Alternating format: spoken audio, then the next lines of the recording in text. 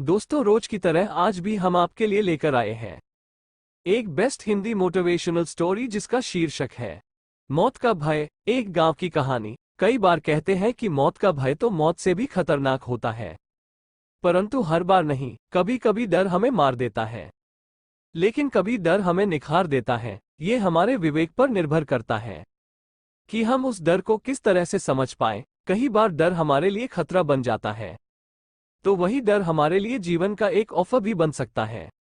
अगर इस ऑफर को समझ लिया जाए तो दिमाग से डर नाम की चीज ही नष्ट हो जाएगी। दोस्तों, इसी पर आधारित हम आपके लिए ये स्टोरी लेकर आए हैं, जिसे पढ़कर आप भी मोटिवेट होंगे और यह कहानी एक यादगार बन जाएगी। तो चलिए आज की इस कहानी की शुरुआत करते हैं। एक बार की बात है, एक गांव जो कि एक नदी के किनारे स्थित था। नदी बहुत बड़ी तथा गहरी थी। गांव के लोग बहुत खुशी खुशी रहते थे।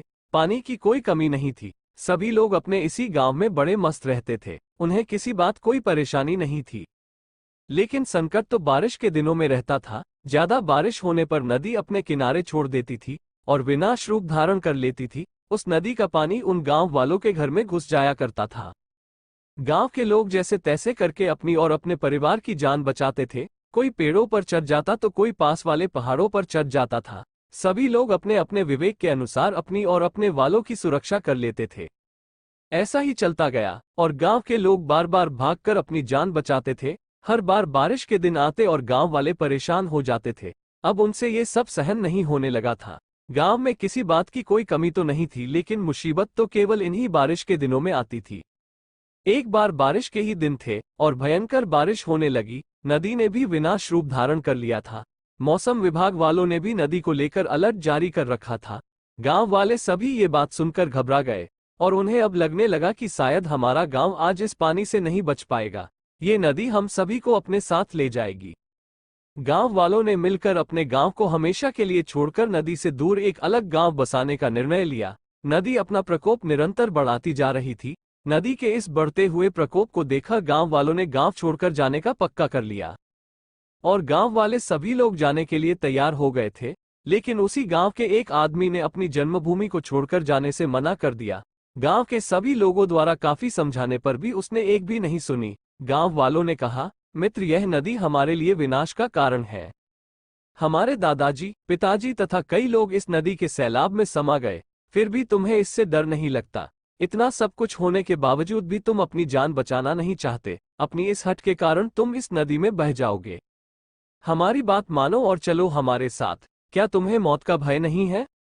तब वह आदमी बोला, मौत अटल सत्य है जिसे आज तक कोई नहीं टाल सका, और अगर मेरी मौत इस नदी में लिखी है तो मुझे यही मरना होगा, जिसे कोई नहीं टाल सकता। और नदी से दूर जाने के बाद भी मौत आएगी, उसे कोई नहीं रोक सकता। मेरी जन्मभूमि मेरी माँ है और अपनी माँ को छोड़कर कैसे जा सकता हूँ? अगर आज हम इस जगह को छोड़कर चले जाएंगे तो क्या हम अपनी मृत्यु से बच जाएंगे?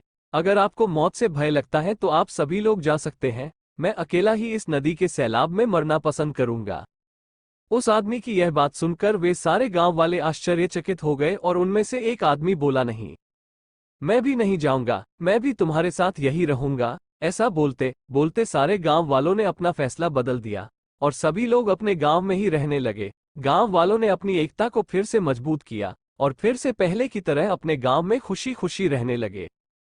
कहानी से सीख। दोस्तों, इस कहानी से हमें ये सीख मिलती है कि जो जन्म लेता है उसकी मृत्यु निश्चित होती है, चाहे वो कितना भी सावधान या सुरक्षित क्यों न हो जाए। मौत से कैसा घबराना, मौत जिस दिन आनी है उसी दिन आएगी। मौत किस तरह आएगी इसका कोई भी अनुमान नहीं लगा सकता। दोस्तों, मैं उम्मीद करता हूँ कि यह आर्टिकल आपको जरूर पसंद आया होगा।